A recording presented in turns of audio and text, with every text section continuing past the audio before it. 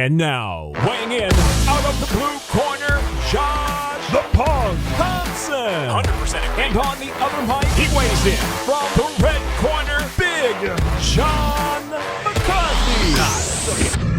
All right, everyone, it is weighing in with Josh the Punk Thompson and me, Big John McCarthy. We are able to come to you on YouTube, Google Podcasts, Apple iTunes, Spotify, Stitcher, and as I always say, a plethora of other podcasting platforms. If you are an old subscriber, like we say, thank you for being with us. New subscribers, come on, join in. I hope you enjoy. This is our show, and we talk about MMA. What's up, Joshua? What's up, buddy? Do me a favor. I can barely hear you. I think your mic's a little bit far away. Oh, man. Sorry, Are you kidding me? There you go. How's that? See Better? that beautiful voice? I absolutely love it. Thank you very much. I am going do I have to do that again? Before we get into the fights, I'm going to see you in what, like 48 hours? Yeah. Well, we got a quarantine for about 24, there. so probably. It's fucking ridiculous. I'm excited. So let's talk Bellator just real quick before we get into the fights. What do you Let's talk think about it. Let's talk about this card. What do you think about this card that's coming up? It's actually a really good card. Yes, it is. I love the fact that it's all contracted fighters and it's pretty, condensed. And we've lost some fights though, and we've lost fights over certain situations that there's nothing you can do. Losing the Logan Storley fight, that was going to be a really good fight. Yeah, but there's a couple on there. I think Jordan Mean coming in against Jason Jackson. I love both guys. They both match up really well. Jordan has got his things that he's good at. Jason has been getting better and better and staying long, using footwork, getting in, getting out without getting hit. Because he used to go in and just, he would stay in there just trying to knock someone out. And he's gotten smarter in the way he attacks. So I think that's going to be a really good fight. Aaron Pico is that's going to be a fun fight against Solo Hatley Jr. because I'm telling you, man, Solo Hatley is one of the fastest human beings I've ever seen. Yeah. This dude is fast. Now, I'm not saying that Aaron Pico's not fast too. He is, but it's going to be an interesting fight. I think Aaron, with all of his training that he's been doing and stuff, obviously he's got the background in the wrestling that's, he brings to it, but you never know what he's going to do when it comes to a fight. So it could be an interesting fight between those two. Yeah, the fight that I'm most looking forward to is the Pettis and Bandejas fight. Yeah, and the main event's the best. Yeah, I know. It's generally supposed to be the best. Yeah. But my take on that fight is you have one guy, both guys are good on the feet, but one guy is more of a traditional kickboxer. But out of Duke Rufus's gym with Pettis, he's very good on the ground. We've seen it with Emmanuel Sanchez. We see it with Anthony Pettis as well, his brother, that's getting better. But he's going up in weight. Sergio's going up in weight. And he's been, for his first fight in Bellator, he went up to 35 and had against what's his name? Alfred Kashakian. Great fight. He had taken some good hard shots from Kashakian. Kashakian's big for 135. And he took him like a dog. And hits like a truck. Yes. And he took him like nobody's business. This fight's going to come down to not Juan Archuleta, but Bandejas has had fights with guys like Juan Archuleta who hit hard, who are big, who carry the weight very well. He will be longer than Pettis. Yep. And I think he's going to be faster than Pettis. He's going to be able to. No, I think so. I think the length. I think the length and the range. You have lost your mind. No, I think if he look, I mean, we're splitting hairs. We're splitting hairs on like it's going to be close, but I think the length's going to keep him out of range a little bit. Length and timing. Yeah, can create the speed that will equal. I don't think he's as fast physically. I think if they had a fast twitch, test, Pettis has got the quicker movement, the quicker reactions, but that length and being able to if you're Pettis, come into that length to try to get to your distance so you can do your damage. If Bandejas can use that length and timing as he's coming in, can be a very long night for Sergio Pettis. We've just seen, though, we'll know where Pettis is at in the ranking system once this fight happens out, because Bandejas, with the big win that he had against Franz Malambo, in Ireland, his last fight, he was taking some clean shots. He had a stomach bug over the night. I was talking to King Mo, and King Mo was like, you don't get it. He was on the shitter like all night, basically got no sleep, came in, and it was having kind of a shitty performance his first round and was able to catch. And then Malambo caught his kick, hit him with a couple, 3 or 4 shots, dropped him while he had the leg in the air, jumped on top, hammer fisted, referee stoppage. But it wasn't looking good for him up until that moment. Yep. The thing with him, though, is I went back and watched some of his other fights. He fights well going backwards, and he fights well when he keeps his chin down and he sticks and moves. When he gets into brawls is not when he fights well. He needs to his chin starts to rise. It just gets higher and higher. When he also, too, when he backs up sometimes, he puts his chin in the air. He cannot do that with Pettis. So this fight to me, because I'm a huge Bandejas fan, and I like Sergio as well, but I would like to see exactly where Bandejas is, because that puts me kind of it puts me as working with all the guys from the UK. It lets me know where everybody is kind of ranked at. In my mind, for me as a commentator and as an analyst, I would like to know, like, hey, where's Pettis at in this whole talk in this organization, coming in from, the UFC and coming in and having a great opening debut performance in Bellator. So I would like to know where he's at. I mean, obviously I'm going to put him up there at the top regardless, but he's got a tough task in front of him, because Bandejas has proved against Juan Archuleta he can stuff takedowns, even though he got taken down quite a bit, but he was able to get up a couple times. He's wiry. He reminds me a little bit of Mike Swick. That long, lanky, we were just talking about this earlier, and we're going to talk about him again later. But he has that wiry, lengthy kind of style. Swick used to punch with his chin fucking way up in the air. It was just the speed and the length that Swick was able to get away with it. And the same thing with Ricky. He's super fast, that fast twitch, spastic almost. I hope he doesn't take that the wrong way.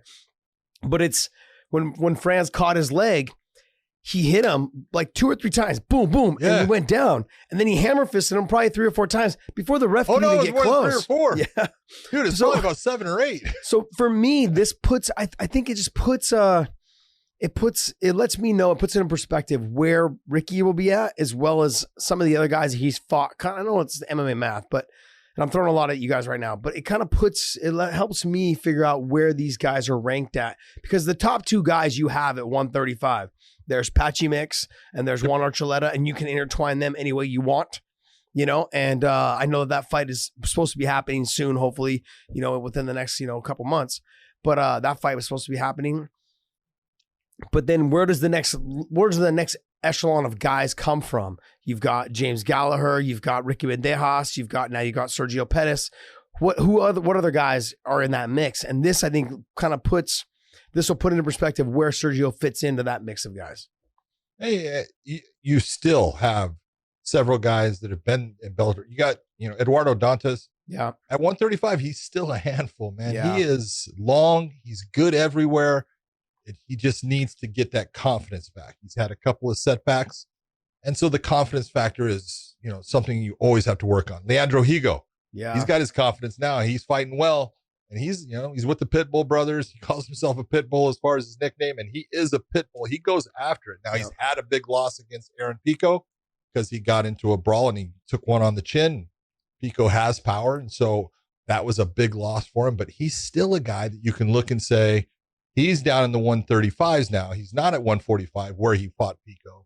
He's a handful, and he's fast, and he is tough. So you've got that. But the one thing I look at with Pettis, if you go back and you watch his fight with Alfred Kashakian, the thing that really sets the tone, watch his head movement every time Kashakian tried to throw his right hand. Little tiny 2-inch movements each way, everything sliding by. And as he's moving and that thing's sliding by, he's stepping forward and he's landing the shots. If he's able to do that against Bandejas, he will get the same result he had with Alfred Kashakian. Yeah, I could see that. Yeah. I can see a lot of ways Pettis winning the fight. Ricky's one of those guys I just don't want to ever count out, because he finds ways to win. He makes it a scrappy fight. Like, I honestly thought when he fought Juan Archuleta, I was like, ooh, that's a really, really tough fight. And it was a tough fight, but it wasn't like he got dismantled in every area. He just got out wrestled in certain areas. He was able to get back up, and he had positions where he just wasn't ever really to mount an offense. And he had moments, but it wasn't enough to get him the round. Yeah, the big difference in that Archuleta fight was experience. Yeah, Archuleta had the experience in the fight where even when he was having difficulties at the time, he knew how to work himself past it, where Bandejas didn't have quite enough to deal with everything that was coming his way. And it was taking him a little bit of time to figure out how to deal with something. And that time is ticking by. And as it's ticking by, he's not being offensive and he's losing a round that he's not really getting beat bad in, but he's losing the round. And so he lost a decision. And that just comes with experience. I'm also looking forward to, like you brought up as well, as the Jordan Mean and Jason Jackson fight. Oh, that's a good one. That's a good matchup, just style-wise. Yep, style-wise. I mean, I can see the two of them just standing in front of each other and saying, hey, let's figure this out. Let's give the crowd something they want to see. And those are the fights that you know, fans learn. That's how you end up becoming a fan of a fighter. It's like, okay, this guy was throwing down and getting after it. And the two of them have been known to do that. And there's still a lot of controversy around, you know, Jason Jackson, whether he beat Ed Ruth or not. Like there was, you know, but I'm simply saying like, that's kind of what catapulted him into these positions he's in now, because he had such a great performance against someone like Ed Ruth. And and then you figure when he took that fight in Hawaii against Kunamoto. In what, 10 days notice? I want to say 6. Yeah, 6, something like that. He flew right out and, you know, made weight and put on a performance. You look and you go, man, for a guy that was not training for that fight, he fought beautiful. Yep. Sometimes I think fighters, a lot of the time, we overtrain. It's possible. You don't say. And then, I mean, he looked great in that fight. He looked amazing. All right, well, he's really doing good. Let's talk about the UFC. It's going to be fun. What do you think? Oh, I hate to say I told you so, but I told you. Joe Benavidez, you got touched bad in the last fight, and I'm not saying, you know, anything about the headbutt or anything like that that caused, but that was something that he was using as his excuse. All right? And everyone's going to try to find the excuse. I'm not saying he's using it saying, oh, you know, that should have been, you know, caught or anything like that. But he used it to say that hurt me, and it can. And you of all people know that, right? Yeah. And so, and I of all people know you can miss those things, but I thought he was coming back too soon to fight the same guy coming off of a knockout. And it's just, my opinion is when you get knocked out and you take trauma to the brain, it takes time for you to come back and make it to where you don't just get touched, which he just got touched, not bad in that first shot, but he went down. Yeah. And that's because, you know what? He did not recover from that first knockout a couple of months ago. And he wasn't in a position that he should have been training and fighting without recovering. It's something that fighters do. And you try to tell them, hey, the brain is the most important thing you have. If you broke your leg, you would take the time off. But because you broke your brain getting knocked out, you're not going to take the time off. You have to take the time off. And this fight just, you know, it just epitomized it the entire way. I thought Joe was going to get, you know, beat in it, and I thought he was going to get beat pretty easily. Yeah. I didn't think he was going to get handled as badly as he did. Yeah. It was just, you know, that was if Figueiredo didn't get the finish, that's a 10-7 round. Yeah. Okay. That's dominating, just overwhelming round. He knocked him down 3 times. He had him in, you know, submission holds, and I'll get you. Look how tough Joe was getting out of those first ones, because some of them were tight. But man, you know, coming back too soon, I feel bad for Joe. I really do, because he's a good guy. And he's a good fighter, man. He's a great fighter. And I just, in this situation, he's fighting a guy who's got heavy hands. He got touched. Give it more time. Let him fight somebody else. And if he wins the title, then come back and rematch him. Great. But you've got to do the things that are going to give you the best opportunity to be successful when you step in the cage. And I didn't think that was done by setting him up in this fight this fast. Well, I very rarely like to give the UFC a nod, but the reason why they're doing it is because they're a big fan of Joe. The UFC loves Joe. Joe's a great guy. You've said it yourself right now, and we all know that he's a great guy. He's a phenomenal person. And everybody that's ever been around him, his personality is contagious. He's someone that is just fun to be around. He's a great person. You can see from the inside out, he's a great person. To touch on the head trauma, I can tell you guys from personal experience.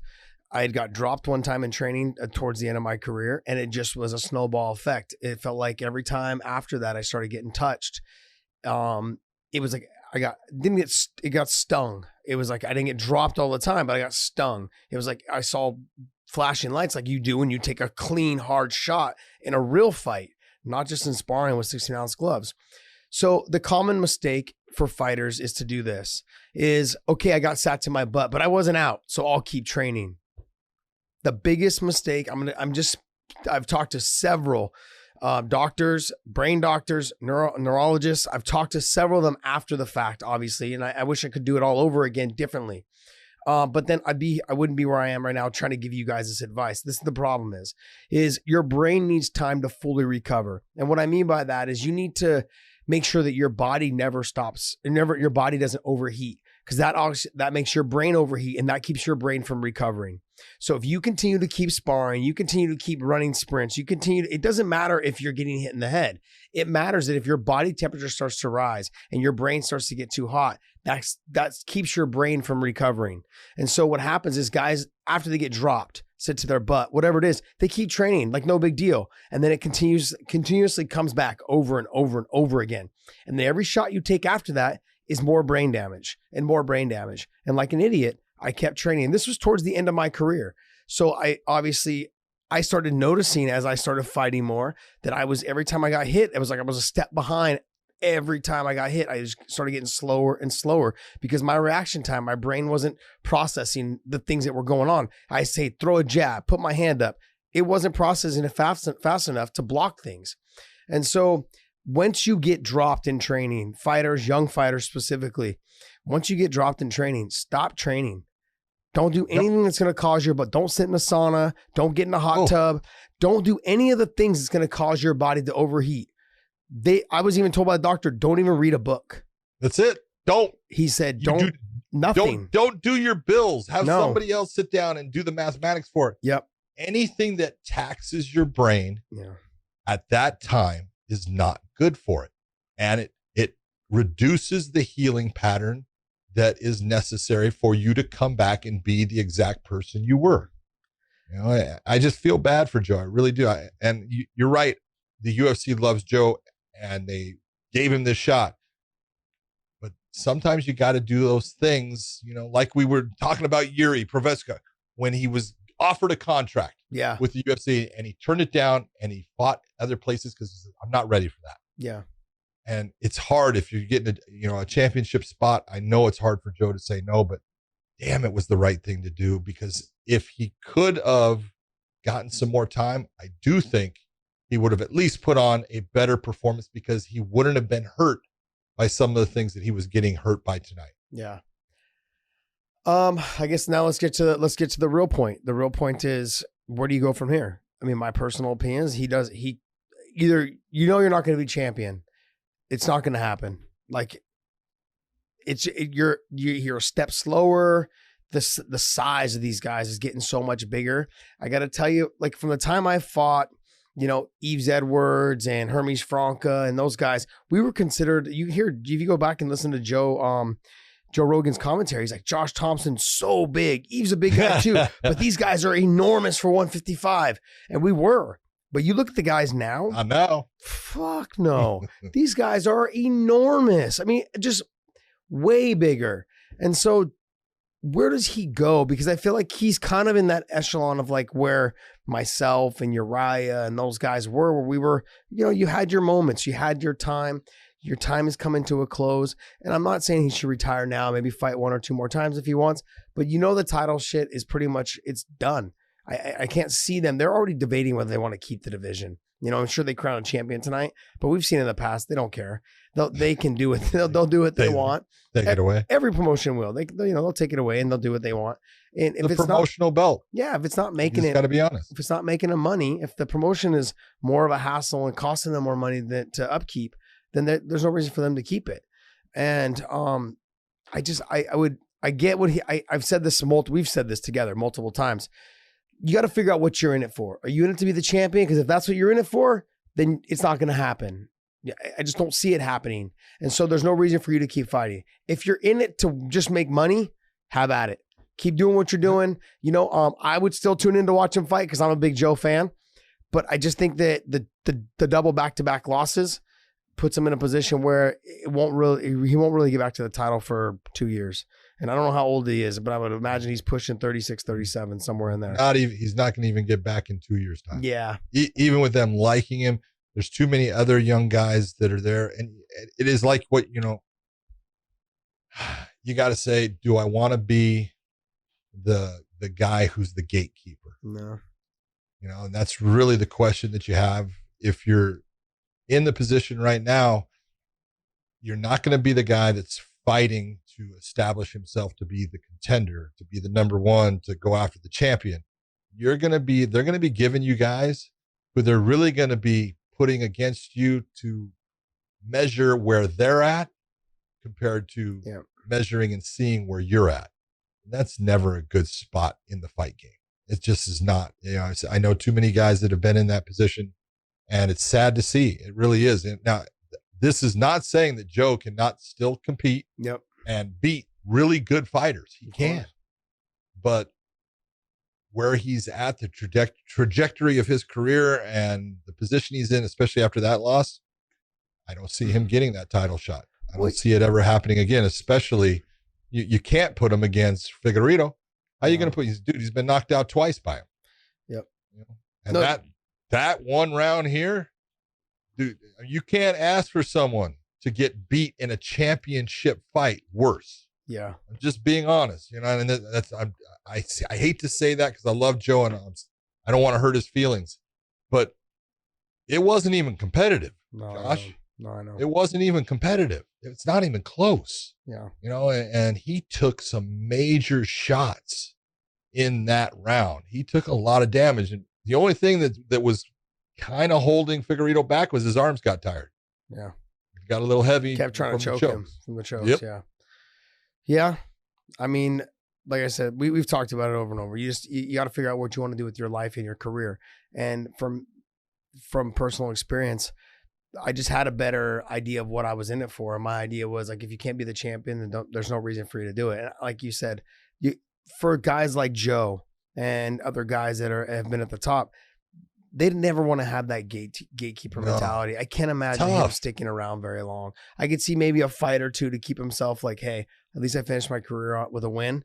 I could see that. But it's always hard to walk away on a win because you're like, I can do one more. Yeah, because I can do it again. Yep. And then, but then that's the whole talk in the conversation of, well, I gotta go out on a win. Then you fight and you get the win. Well, I can do one more.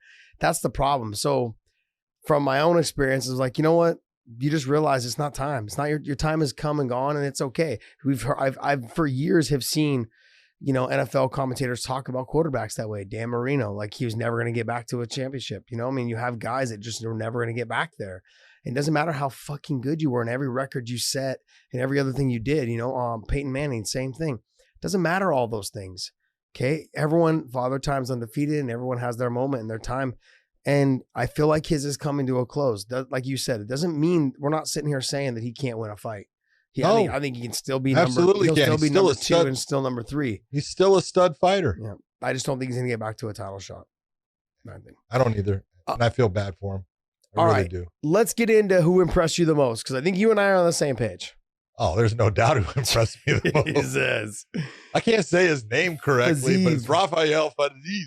Is it Rafael or is it Rafael or is it Rafael? He's from Kyrgyzstan or something like that, right? Kyrgyzstan. Yeah, well, okay, you said it better than I can. Yeah. I don't think I said it right either. He was fantastic. Wow. Because I really like Mark, and Mark is a tough dude. That is a crazy Brit. And man, he took some shots. Some of the body kicks that he took, I was sitting in my chair going, oh, ow. And I was kind of rubbing my side going, that hurt. Because if you've ever been hit like that, that sucked. But it was just the way that he went about attacking. It was the combinations he threw, the way he threw the combinations. Misses with the hook, and when he does the spinning back fist, it just touched. It barely grazed. But it was the fact that he did it that way, and that he's always looking for multiples. He was never looking for ones. He was going for 2s, 3s, 4s, and 5s. And it's always when you got a guy going after those 3, 4, and 5s, those are the ones that hit you and hurt you. Yep. You can sometimes get that one, you block it. Two, you've got maybe three, but 4 and 5, all of a sudden they're touching you. And you get a guy that's throwing those kind of combinations with the ferocity that guy was throwing things with. I'm a fan. I loved him. Yeah, I was very impressed. Sorry. I was extremely impressed with everything he did. Defensively, he was very rarely getting touched until the last 2 minutes of the fight. He got tired. He started getting a little bit tired.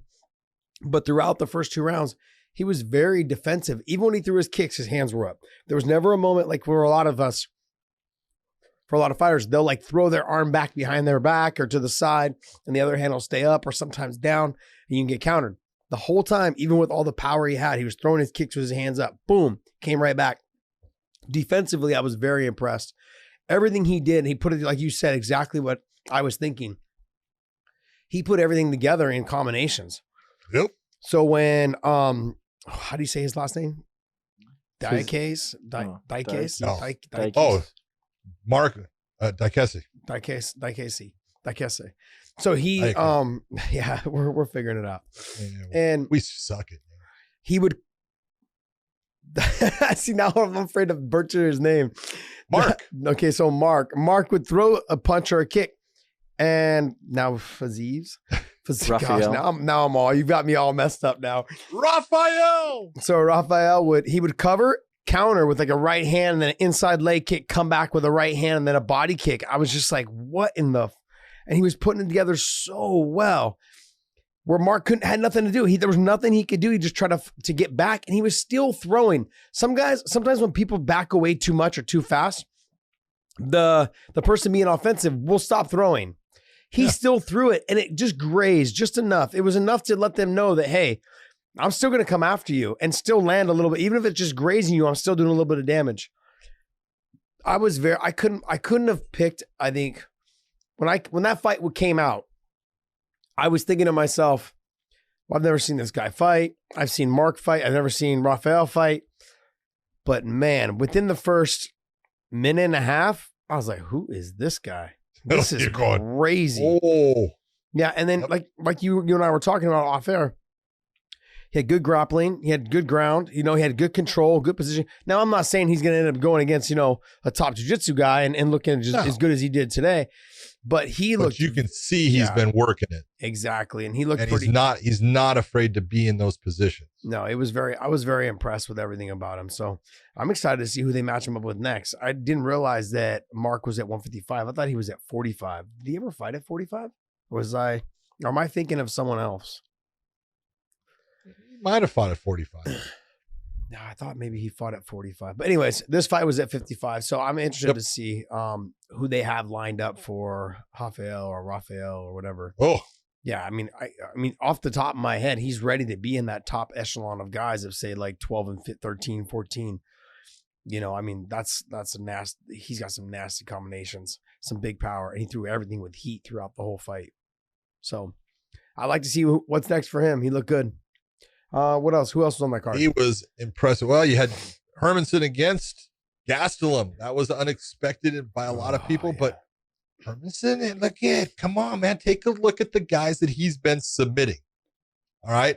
He submitted freaking David Branch.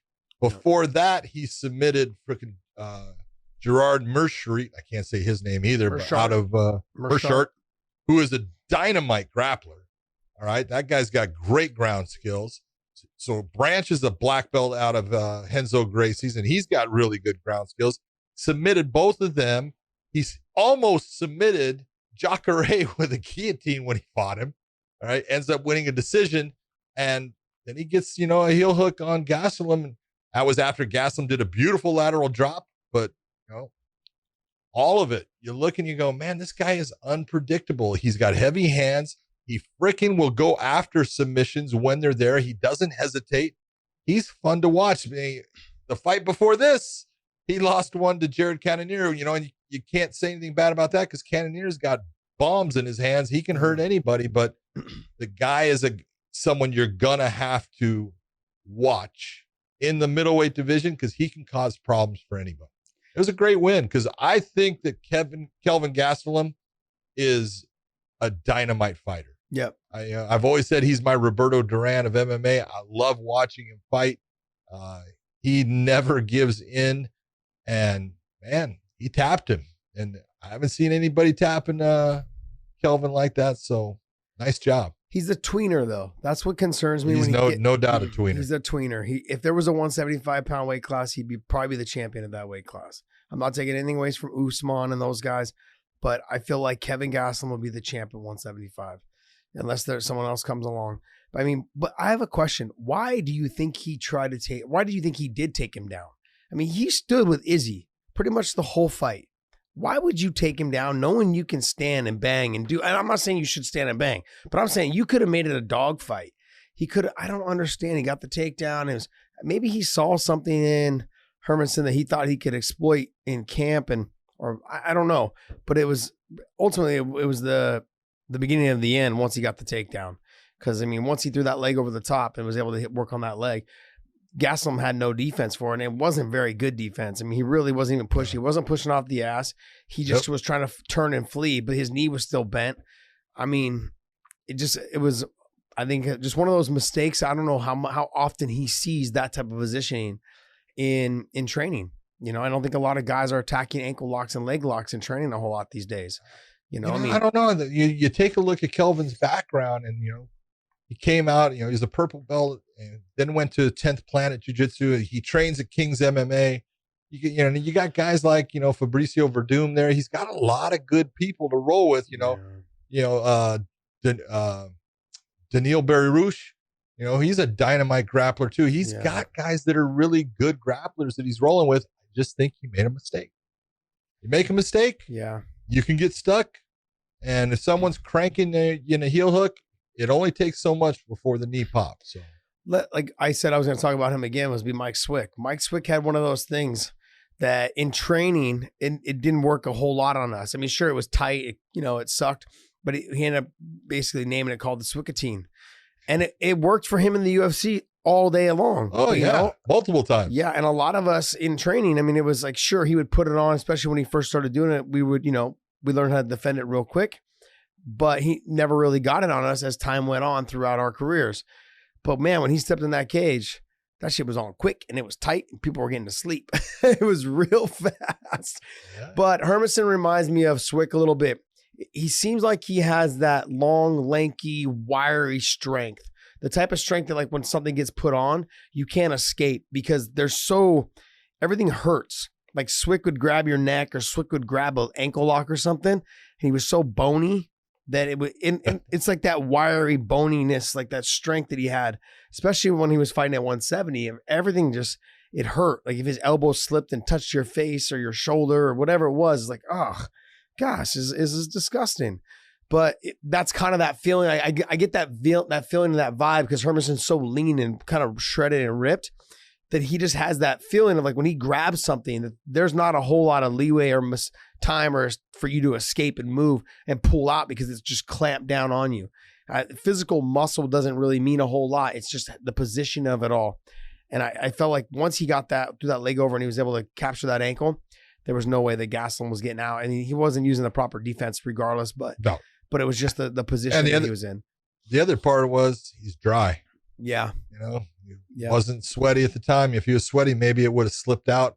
When you're dry, and most people, we start sweating from the head down and everything. Those ankles, they stay dry pretty long throughout, most of the first round and second round, your legs start having some, dripping going down there. So it gets a little slippery, but first round, man, you get that thing stuck in there. It's stuck. Yeah. Where does Kelvin go from here? Man, that's a tough one. It really is because, man, he can beat anybody. Yeah. He really can. He can fight with anybody. But it takes a specific matchup, and it's like you're saying, he's that tweener guy. He's built like a burrito, and he's round. He's barrel-chested. Yeah. And he's thick, and it's not like, he doesn't have, the Greek body, of muscle that you'll see in some guys. He doesn't have the lean, musculature of like a Hermanson or an Adesanya or someone with that length and everything, because he's shorter. He's barrel-like.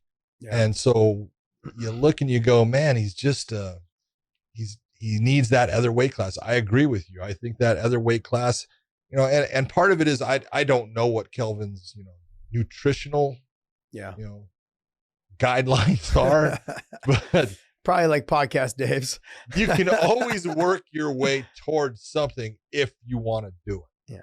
You know, and you know, it's a rough one. It's he's that guy that, man, he can beat anybody, man. He really can. And he's fast. For, you know, people don't think, you know, he is when they're looking at him because they think he's kind of soft, but he's fast. He moves well.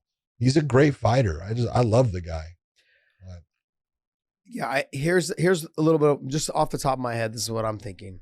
He's a guy that fought for the title and comes back. He fought before COVID, right? And got a win, or am I mistaken? No, he's not won his last 3 fights. Okay, so he ended up who did he lose to before this? Darren Till. Okay, so Darren Till, that's right. So I guess to get it back into the title talk, is he loses to Izzy. It's almost, as a fighter, the confidence drops a little bit, but it's not even so much that. Is fighters tend to start thinking like, what do I have to do to I have to change everything or something to make myself better. No. And I feel like he's battling a little bit with that. Like, it might be. Yeah, you stand and bang with someone like Izzy and you fucking fight of the year candidate, you know, if not fight of the year. And now you're going out there right away and taking guys down. I mean, like from tonight, I don't know. I feel like he's more in his own head right now. And then dropping 3 straight, you're saying 3 straight? It's a lot to handle, man. I got to tell you, it's a lot. It is. I had never lost 2 in a row. And then I did. And then that 2 turned to 3 real quick. And that was at the end of my career. And it was just like, you start questioning whether you want to do this anymore. So I think he just needs to get out of his own way, because I think physically and with his technique and his heart and his brain, man, he's fucking nasty good. I think right now he's in his own head, and the confidence, and we've said this thousands and thousands of times, that confidence is everything in any sport, but especially in combat sports. If you can't get out of your own way, you're never going to be the champ, and you're never going to get back to that top. And I think he can do it. There's no doubt in my mind he can do it. It's unfortunate, though, that there's not a 175-pound weight class, because he is that tweener.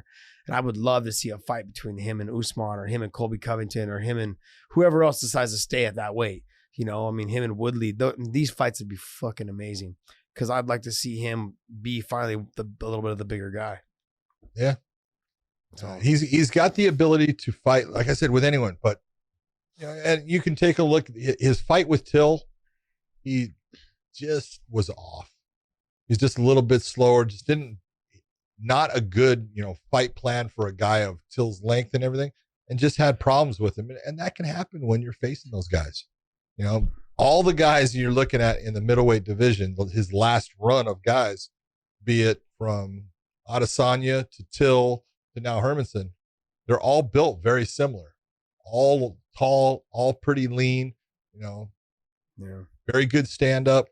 But, you know, all he's got to do is go out, take some time off, go back to train the way you know you can, and just come back in your next fight and believe, because you are great. But that's my point, is you're going to stand for 5 rounds with Izzy. Then you're going to fight Darren Till, who has been shown he can be knocked out.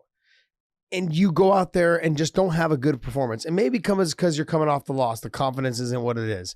But then you go out there and you fight Hermanson, and now you're trying to change up what was successful to you, getting you to the title shot against Izzy. I don't understand why you would question anything that you have been doing or changing the way you fight at all, given the fact that you just stood toe-to-toe for 5 rounds with the best guy in 185 in the UFC. Not only the best guy at 185, but the guy that was basically a world champion in kickboxing also. Yeah. You know, just incredible stand-up skills. And you stood with him that entire time. You know, the 5th round, he took some shots. Yeah. But other than that, man, that was a close fight and a tough fight for both guys. Gastelum gave more damage to Izzy in that fight than he's received in all of his other fights put together. So that goes back to why would you change or do anything different in your next 2 fights, knowing that, shit, I just stood with the guy who won the title, and all I got to do is win And you know that Darren Till can be knocked out. You know that you can beat Hermansson on the feet because he's not anywhere. He is good on the feet, but he's not as good as Izzy on the feet, or you wouldn't think. You know, so why? I just don't know why. Why? Just do what you were doing it was working for you. Sure, maybe you came up a little bit short, but fuck, you're Fight of the Year candidate. Like, that's how good that fucking fight was. And now you're changing Mark it. Goddard was the referee of that fight, and he will tell you that's the greatest fight that he's ever refereed. Oh, I don't doubt it. I don't doubt it. It was. Yeah. Do you refs talk about like what? I mean, obviously you do talk about like which fights were the best ones, but like, do you guys talk about like, man, I'm waiting for that one fight that I get to have, you know, that like that's going to be the greatest fight? Or you guys don't think about it like that? No. Yeah. At least I never did. I always looked, and I was always very appreciative for what I had been able to take part in, and just whatever came. But I never worried about it. I'm gonna toot my own horn for 2 seconds. Okay, let's hear it. Like I normally do. Like we've never heard it before. Yeah, is Ariel Helwani did an interview with Mike Beltran, and they had talked about, like, he said, you know, what was the most memorable fight, and so he just so happened to say mine with Nate. And I was like, oh, thank you. I was very, very thankful. I was very appreciative. Here, I'll give you a little background in that fight. Oh, you're gonna love this, because this is. Have you never told me this? I don't know if I have. Okay, but, let's go. You know, Mike is he's a friend of mine, obviously, and you know, I've helped Mike along the way in his career as a referee, and he's a fantastic guy. And amazing. I love him as a human being. Yes, because he's a loyal, honest, hardworking, tell you like it is guy. Now he's got extremely respectful. Absolutely, I love it. You know, and so that particular UFC. He had been to UFCs, and he had worked as a judge, you know, but he had never gotten a main card fight in a UFC. And you know, like anything, it's as a fighter or as an official, you know, as you step up, there's more pressure. You know, there's just more pressure to perform and to do things right and to be right. And so, you know, Mike has always been a guy that you'll see him, you know, he puts his hands together, you know, like this before, you know, trust me, he's taking a big breath, because that's just part of what relaxes him and stuff. But before your fight, you know, I've always screwed with Mike, you know, and I do things trying to loosen somebody up, to take the pressure off of them. I'll kind of create something for him. And so before your fight, you know, he goes, you know, you have anything you should tell me on this, right? And I said, yeah, Mike, I do. And this is, you guys are walking out now, and he's just walking into the octagon. And I said, I do have something to tell you. And he goes, well, yeah, what is it? What is it? I said, Mike, don't fuck this up. He looks at me, he gives me, because he's got these crystal blue eyes, right? And he looks at me like, are you shitting me? You know, and I go, Mike, just go do what you can do, man. You're gonna do great, right? And he walks away, okay. And then you had the sequence, and it was, you know, he comes out of that fight, and he, you know, right away he's asking questions, because there's a fight ending sequence where when you kick Nate, you know, he gave Nate a lot of time, but it was proper time. All right. Nate was trying to respond. And when someone is trying to respond, even if they're taking damage, you got to let it go, because they're trying to do the right response. They're trying to either get themselves out, they're trying to take away something, you know, so you can't hit them with it. It doesn't always work, and we're going to end up stopping the fight. And he comes in and he stops the fight just as the time that Nick Diaz is throwing the towel over the fence to stop the fight. And, you know, he comes out, right? And I go, well, how you feel? Right? He goes, oh shit, man. I tell you what, I love that, but that was so goddamn scary.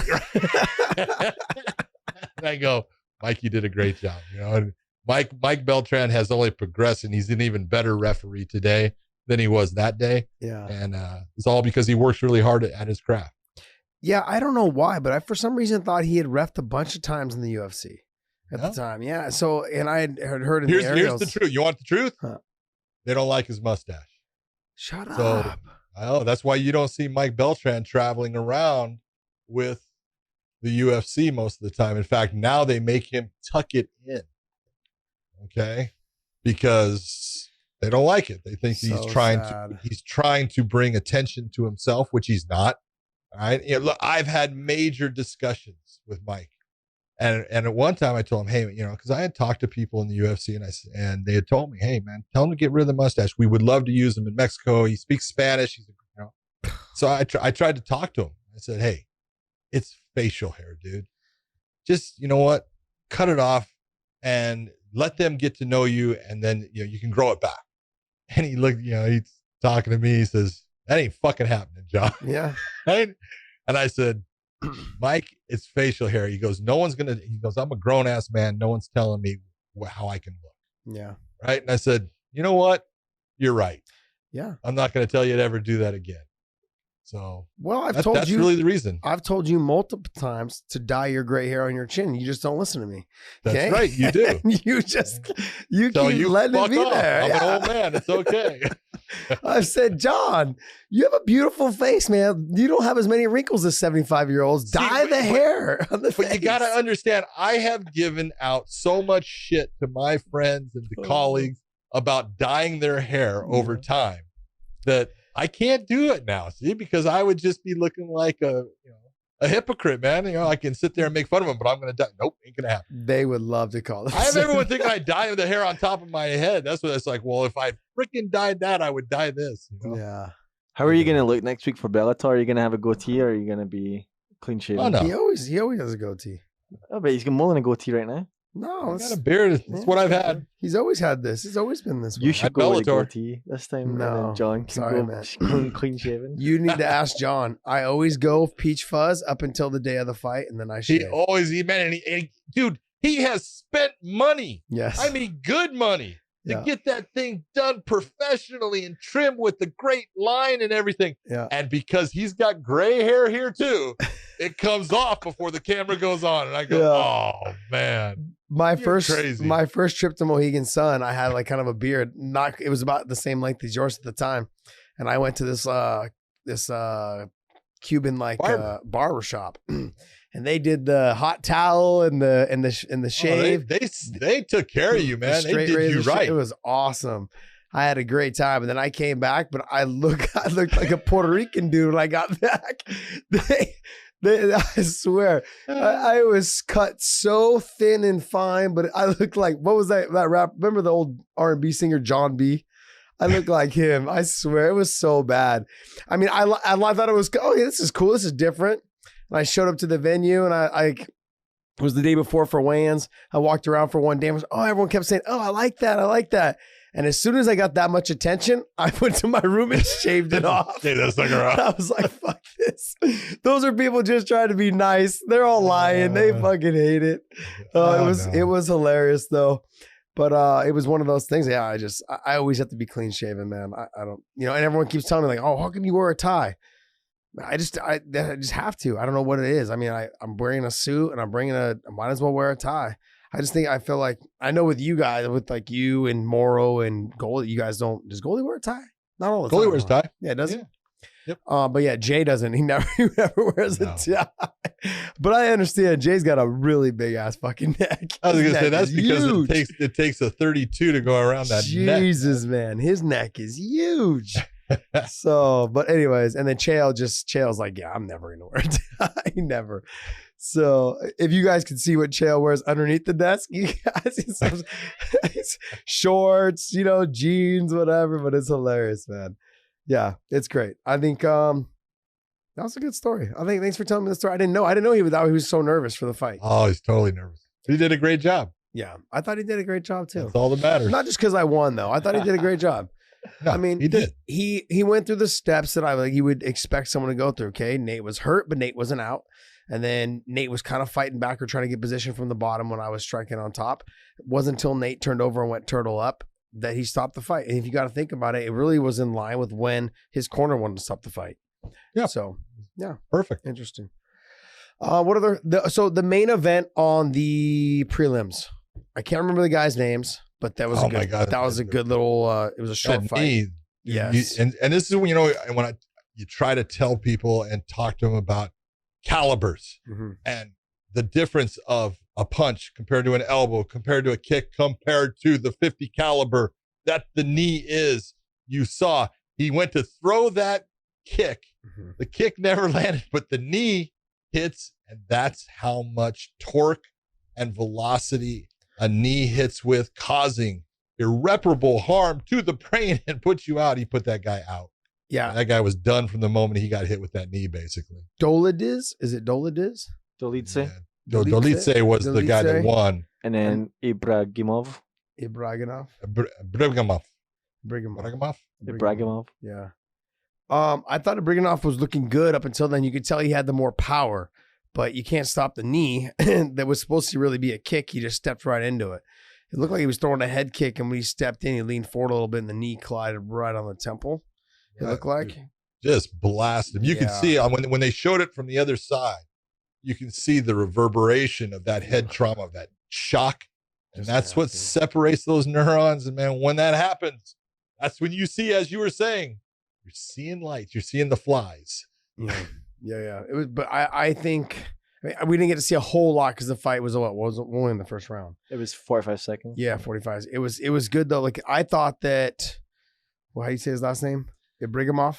Yeah. Ibragimov. But I thought he looked like the bigger guy, obviously. But I thought he looked. He was definitely the bigger. Yeah, he looked like he had some power. He was throwing some heat in those first couple combinations, and it was landing. I think he got. I mean, it happens, man. It happens. But I mean, I'm excited to see where the two of them go.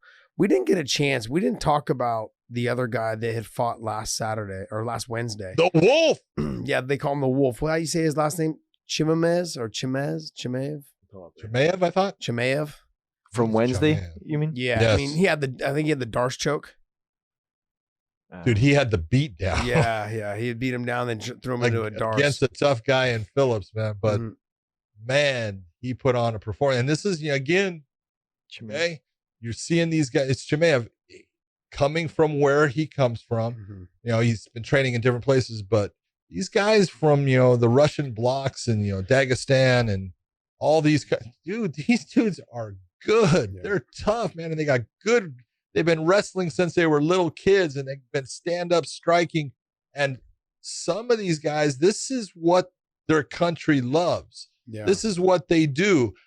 They get respect for being a fighter. So that from a young kid, they have been training, and the Wolf is good, and he is going to be putting a beating on some people coming up, because that wasn't even his weight class. He's normally a welterweight. He was fighting, I think, as a middleweight. Yes, he was. In that fight against Phillips, and you saw how easily he just handled a really good, tough guy. I think Phillips at the time I think he was 22-9. I think he's 22-10 now off of that. But man, just great skill, tough as hell, and calm. Are we going to see the same guy though with the weight cut? Yeah, I think you are. He's been fighting most of his time at welterweight. I've watched his fights, and he has smoked everyone that I've seen him against. The guy's good. Obviously there's a guy out there that's going to match up with him well, and it's going to give him more problems. But everybody, and you got to figure he does. I don't even think he's had 10 fights, but he's young in his career, and there's been guys that, they've kind of, matched him up with and trying to bring him up, but they've put him against some tough fighters. And the way he handled Phillips in that fight, coming into the UFC with the pressure, you wouldn't even have known that it was more than a sparring session for him. Yeah. He just the first thing that he did, you watch the setup for the kick and drops right into the takedown. And from that point, it was like, this is no different than when I do it all the time. And he just progressed from there. When people are that good, you just got to let them. They're just going to treat it like as if Khabib treats takedowns. It just comes natural. It comes natural to them. Like it's just what I do every single day. He just feels, guys that are that good, they feel a balance that other guys don't feel. They just feel the way the weight is shifting. And sometimes that weight shift, if they try to go with it, isn't going to work. And so they'll actually put a pressure in a different way. And all of a sudden that shifts that weight off, and it's, takedowns coming. These guys are out there, and, it's good to see a guy like, Shemanov coming in, and people get to see, hey, there's some guys out there that we haven't seen that they're really good, and they can put a hurting on everybody. I'm going to continue to say this, that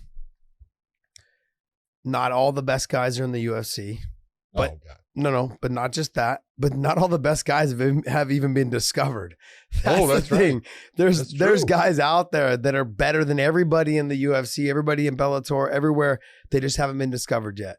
That's how good they're everywhere. Well, what's funny is, I've seen Chimnok. There's another guy that goes by the Wolf who's out there. I'm not going to say his name because I don't want other people to know about him. But he goes by the Wolf too. And he's every bit as good as what you saw with Chimnok. And so these guys are out there. I'm telling you. That's nuts to think, right? Be careful if you're going to fight someone with the name the Wolf. Yeah. No, it's just crazy because I think about back in the old MMA days, we would just show up at venues and everyone be like, hey, and sometimes not even know who you were going to fight. No, we didn't know. We would just everyone would say, hey, there's going to be fights at this place. Everyone would show up and everyone would step on the scale at say like 9, 10 in the morning. And then at night, they would have a match and who you would fight. And they would call you at your hotel. And they'd say, hey, I'm going to match up with this guy. There was a time where I was, I weighed in at 169 and they had called me and said, hey, there's no one here at your weight, but we have a guy that fought your teammate, 2 months ago or 3 months ago, Trevor Prangley. And they go, hey, he's 200 pounds. Do you want to fight him? And I recall him and I'm like, yeah, he wasn't that good. He was a lot tougher for me being only 169. but I still took the fight. We would just show up, weigh in and say, and they would like, hey, there's $150 on the line. You want it or not? $150. Yeah. Of course I want that. That's big money. That's a lot of money, man. When you're broke, man, I was so broke when I was young. Oh, it was ridiculous. Yeah. I mean, I was living in Idaho for high school and during the time I was training during all this stuff, and minimum wage there was only $4.15. So it was like you're bussing tables, doing dishes. Occasionally you got a hosting job, made a little bit more money. I'm only 18 years old. It's like you're just trying to get by and you're like $150.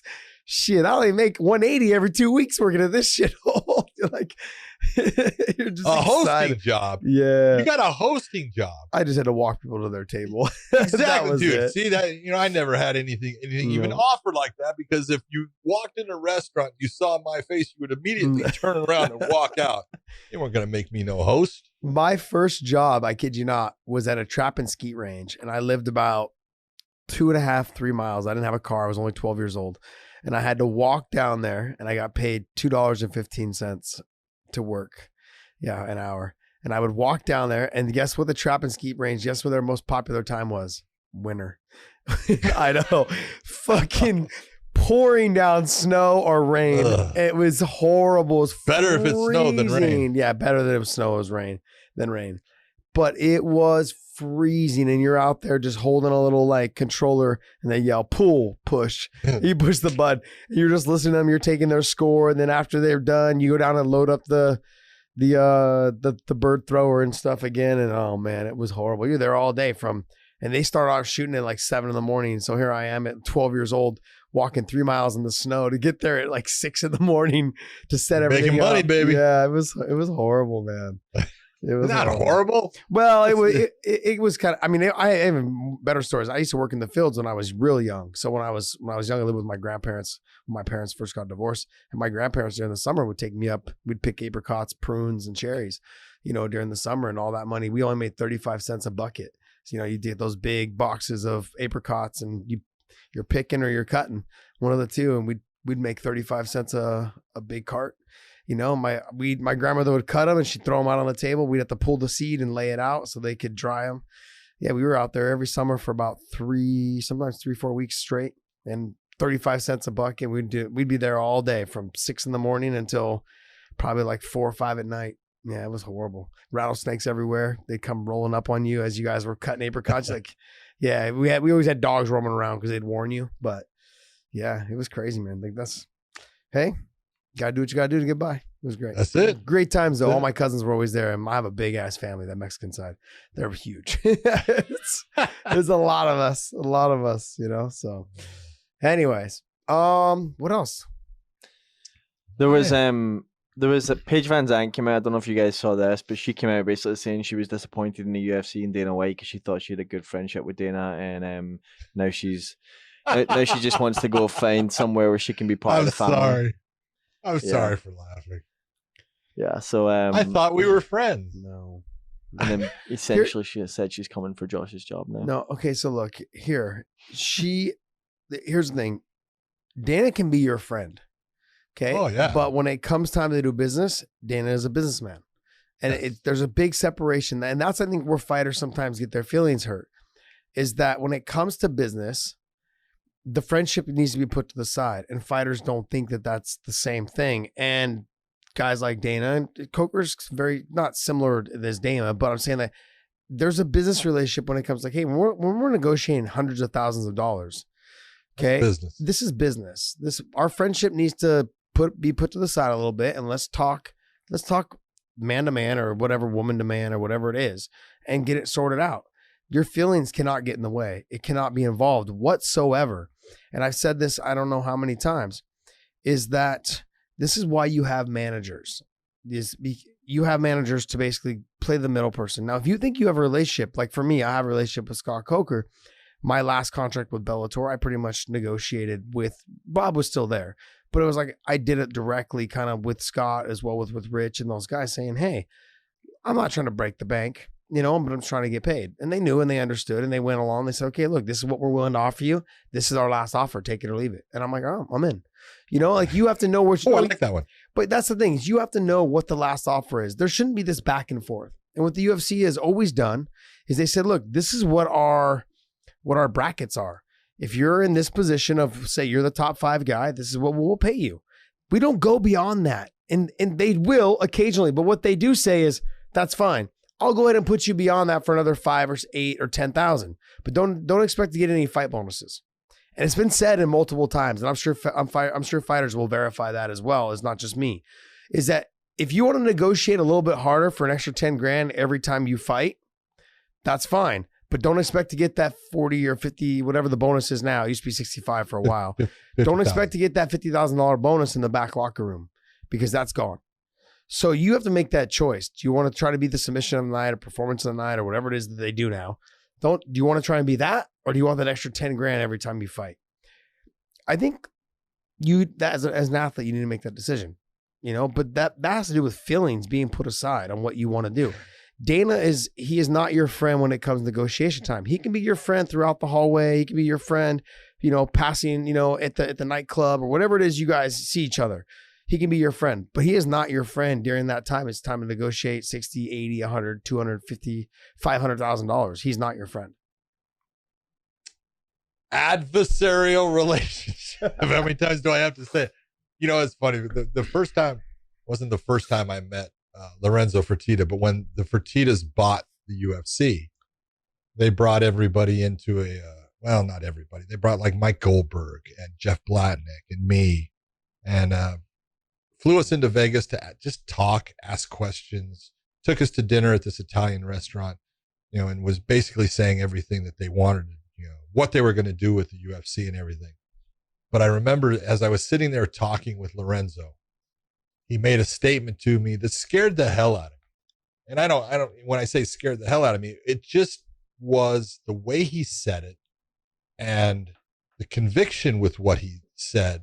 And it went completely opposite of everything that I knew, because he told me, and it was that basic line of, he says, John, let me make this really clear to you.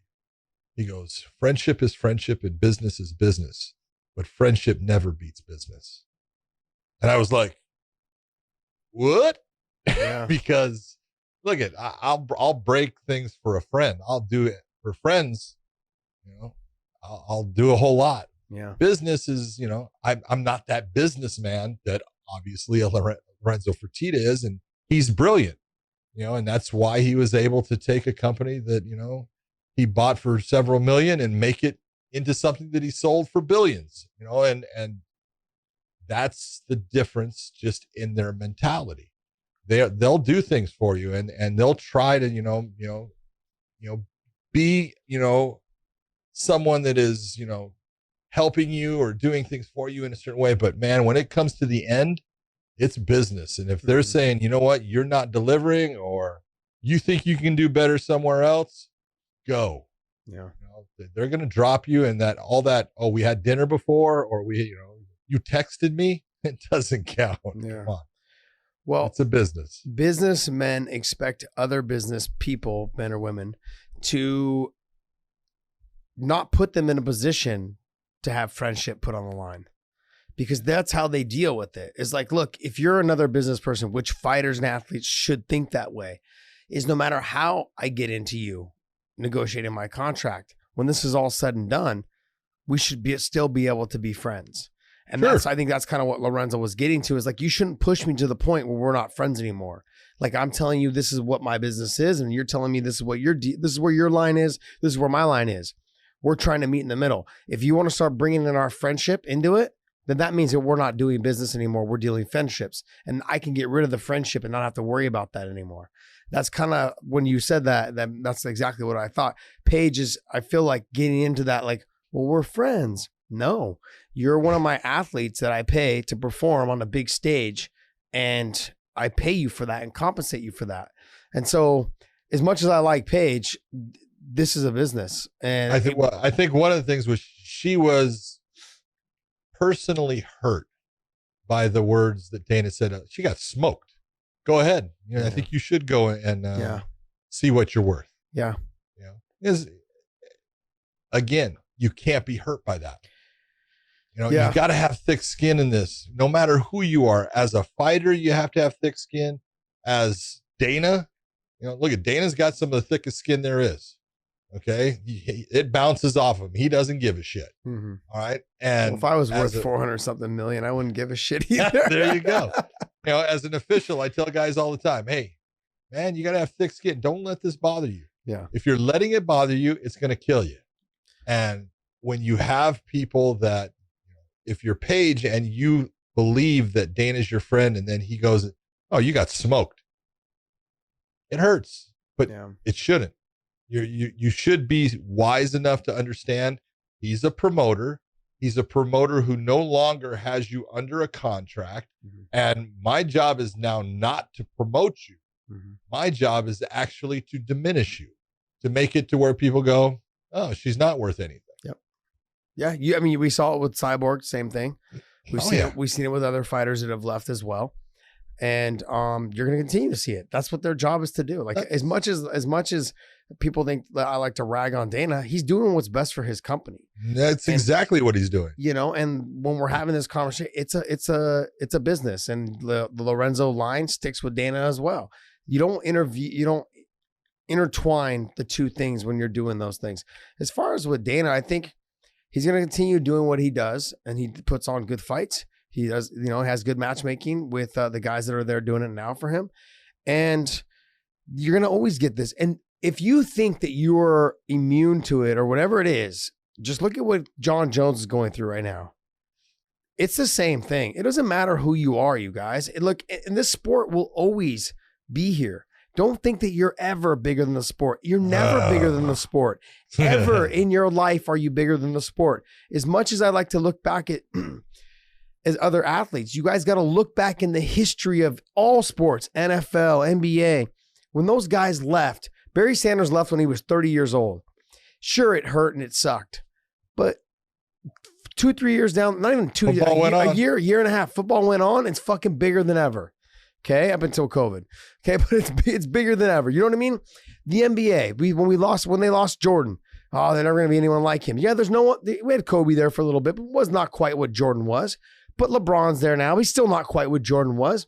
But there's always another guy. Close. There's always another guy. There's always somebody else. And there's always what? Someone to take that spot. When LeBron is gone, there'll be another LeBron 2 or Jordan 2 or whatever you want to call it that's going to replace him.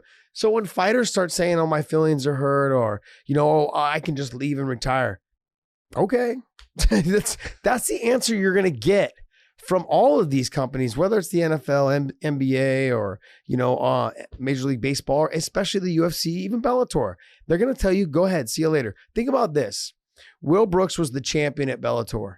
Scott Coker, when he came in, tried to do him a favor, gave him a little bit of a bonus and said, hey, you know what? You're our champion. You were getting a little underpaid under Bjorn. And he eventually started talking bad about Bellator. And as a champion, they just cut him. Yep. See you later. Promotions I don't think Dana, but that was when Scott first came in. the point is that you're not bigger than the show. Well, that's the whole thing is you need to look at the time when Scott came in, he had the situation with Will Brooks and he had Eddie Alvarez. Yes. Who was in a contract dispute, almost legal lawsuit because of the contract that he had with Bellator and Bjorn Rebney. And Scott came in and said, hey, man, I'm just going to give you your release. I'm going to let you go. You want to go to the UFC? Go to the UFC. Okay. And Eddie was like, you're kidding. And he goes, no, you can go. We're going to let you go. And so he'll do it based upon, does he want Eddie Alvarez to fight for him? Sure. Of course. He does. There's no doubt. But I don't want to have Eddie Alvarez fighting for me if he's not happy. Exactly. I don't want that guy. Yep. That guy's not going to be good for me. And it's exactly what he did with Will Brooks. Will Brooks notoriously would complain about things. And I like Will as a person. He's a nice guy, but even his management said he won't listen. Because I told his management, hey, are you seeing what your guy is saying? Yeah. That is not intelligent. And it's not only not intelligent for where he's at, it's not intelligent if he wants to go somewhere else. Yeah. Okay. They're going to look at that and go, he's a bit of a problem. I said, so, he goes, I can't stop him. Mm-hmm. Okay. You can't stop him. And Scott came in and said, you are more of a problem than you are of a help to my company. I'm just going to get rid of you. I don't care who you are. Yeah. And that's the right way to do it, because I tell people this all the time. Look, everybody, I don't care who you are, you can be replaced. The person that comes in may not be as good as you, but they'll still do the job. Mm-hmm. Even the president of the United States is at least changed at least every 8 years, sometimes every 4 years. Yep. Okay. If they can replace that person, they can definitely replace you. That's a good way of putting it. It's true. I mean, the Eddie thing was one of those things where, Scott would have loved to have kept him, but there was so much that had went on before Scott had taken over. He's like, look, let's just let you go. We're going to let you go. Hope it's all good. And one day, if you do decide to come back, we'll be here. And that's what I've always appreciated about with Scott. And I've always had the reason why we've had such a relationship is that's the way it has been. Do you want to go? Go. If you don't want to, then stay. Let's figure this out. That's the kind of relationship I think you want with a promoter. I think Dana over the years has become so numb to all of this shit because he has such a huge stable of fighters, and he's gone from guys that he was very close with in the very beginning, from Tito and Chuck and other guys that were there. You know what I mean? Like he was very close with them when the promotion started. When Lorenzo and those guys came over. Well, he was managing. Yeah, he was managing. Yeah, he was managing both of them. But the point is that those guys, then later on, it's like the relationship, it's business still. You know what I mean? Like there was, at the end there, it was still had to be business, even though they're friends. So you have to, I've said this like with the Eddie things, I've said this about my gym as well. I've noticed gyms, like martial arts gyms, people sign 1-year contracts and then they say that, hey, I lost my job. I can't afford it anymore. I got to cut it. And they take them to fucking small claims court. And I'm like, well, do you want somebody there at your gym really that really can't afford to be there? And they're just going to be a cancer in your gym. This fucking place, the only reason why I come, just spreading it amongst your members because they're suing me or because they're taking me to small claims court. I might as well just train here then, since I'm here. That is the type of thing you don't want in your promotion. You don't want people talking. You don't want your athletes unhappy. You see it on the NBA teams when a player wants to get traded. And they make a big fuss, and then they hold on and they just don't play well, and they do shit on purpose. You don't want cancer in it, and so I think, the way Scott handles it is appropriate, but I think with Paige, she just needs to understand this is a business, and to avoid that, Dana doesn't want to keep a cancer either if she's going to continue to say things. So she's got to be careful, because I think Dana would like to keep her. I think he'd like to keep her and keep promoting her. There's no doubt about it, I don't think. But if you're gonna be offended by the littlest things I say, then we can't keep dating, which is you fighting for me. Yeah. So I don't know. What else, Dave? That's all good. I think we covered a lot this week because we had 2 other shows. Yeah. All right. I think that was it. So we're going to be seeing each other here shortly, and we are. Hope you guys enjoy the show. And we will be in quarantine. No, just kidding. Yes. No. Oh, I can't believe it. So let's tell everybody what we have to go through so they can kind of understand. Oh my God. Hey, all right. When did you take your test? I took it the same day you same did. We day were on the as you. same Zoom. I remember. Yeah. Yeah, you were really bad on that. I just want you to know. Oh, it was horrible. Well, No. for some reason, my phone, it kept saying that it was waiting to be added to a screen kept popping up and saying, the host has not added you yet or waiting to be added or something. And then in between, it was a circle right on the girl's face that was walking us through it of, you know, how like your dial up or whatever your internet. Oh, yeah. Like something's loading. That's the kind of shit that happens to me all the time. And I just like take the phone from. I'm I done. was so pissed, man. I have no patience for it. Yeah.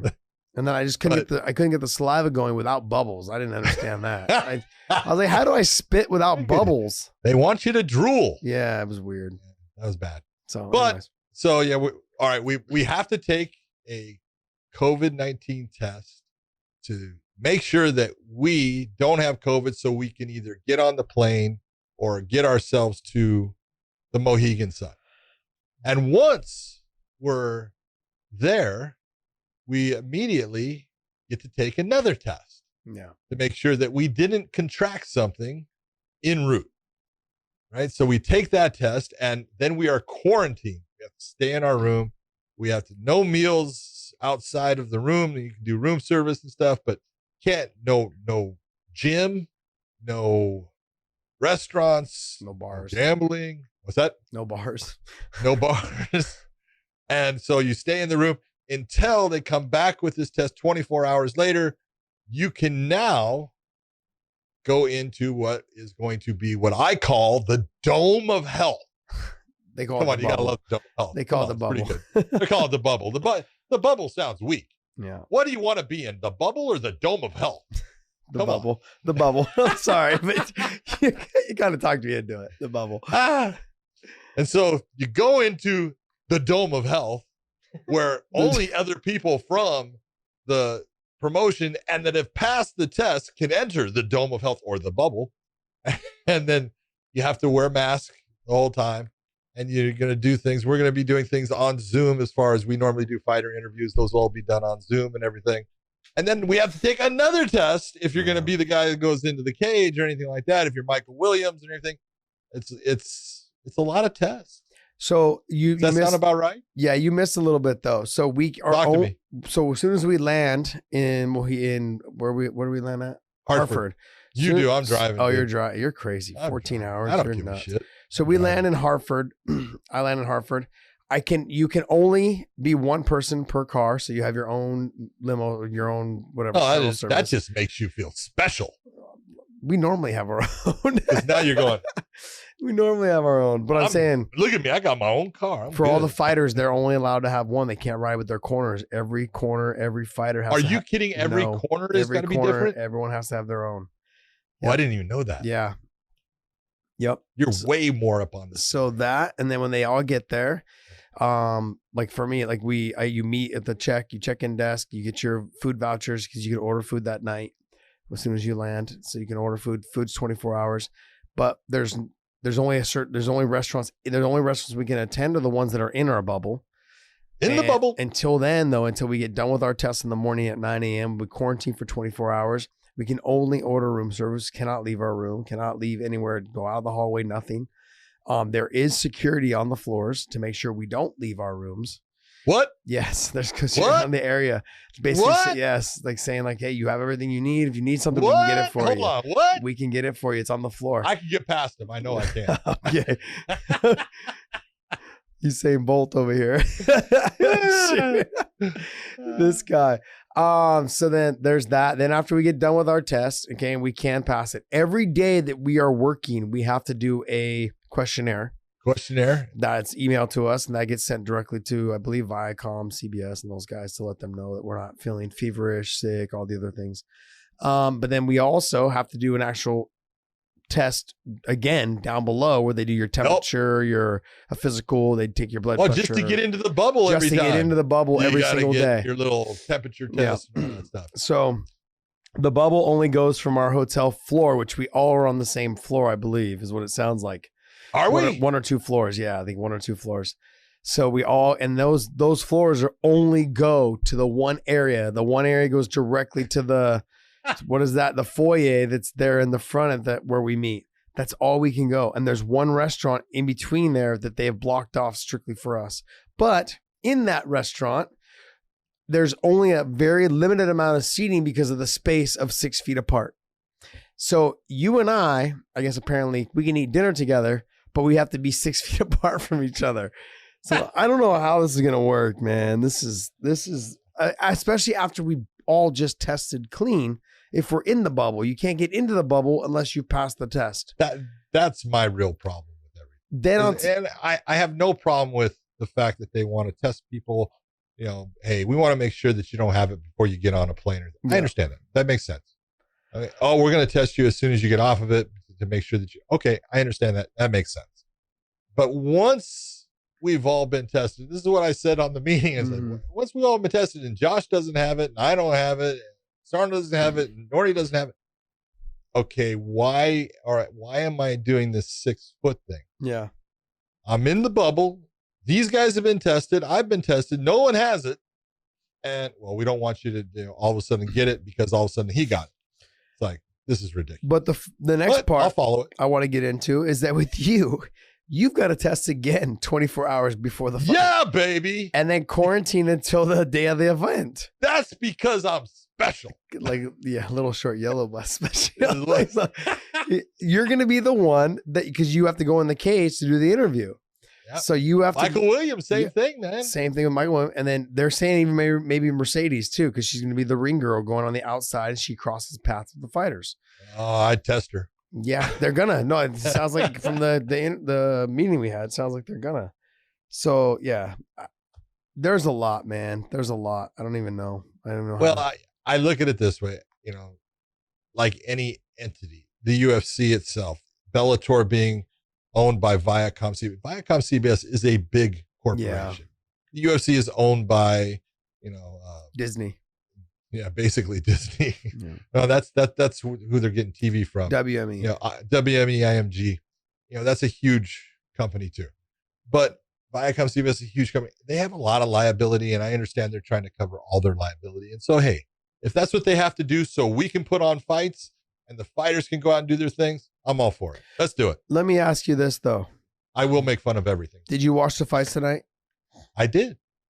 We just talked about them. Did you see after every fight the interviews? Yes. After every single one of those fights, do you think they swap out the headset every single time? Because every different winner fighter goes on that headset and does an interview? They spray that thing out. What about the actual piece you're talking to? New foam piece every time? Yeah, they put a new foam piece.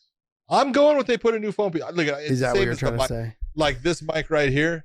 You know, if it's got the cord, all they do is take and snap it in, put another thing, or take the they just take the front off, the foam piece off. Come on. But are you hoping that they have that? Boom! Take it off. Yeah. Throw it away. But it was on a headset. But also, don't they not have COVID because they just got to fight? But we were just trying to have this conversation about why are we still 6 feet away after we just tested negative the whole thing before. Yes. We've already tested negative. So why do we have to still maintain 6 feet? Fine, I'll stay away 6 feet. But it doesn't make any sense that we can't, like, only a certain amount of people in one area, but you're going to let two guys basically get all sweaty and bleed all over each other. Okay, but now here's the question I want, you know, I can come in and do the little mask that they're all wearing, what goes around your ears. Yeah. You know, that looks like a face diaper. Okay. I can do that. Or I can come in one full balaclava with, you know, eyes so you don't see anything. Why is one acceptable and the other's not? Because everyone's going to say, oh, you can wear this one, but don't wear that one because that one looks like you're going to rob the place. Yeah. Well, I think I should be able to wear whatever I want. Until you go into a gun store and they're like, yeah, we don't allow people with masks. We don't allow people with masks in here.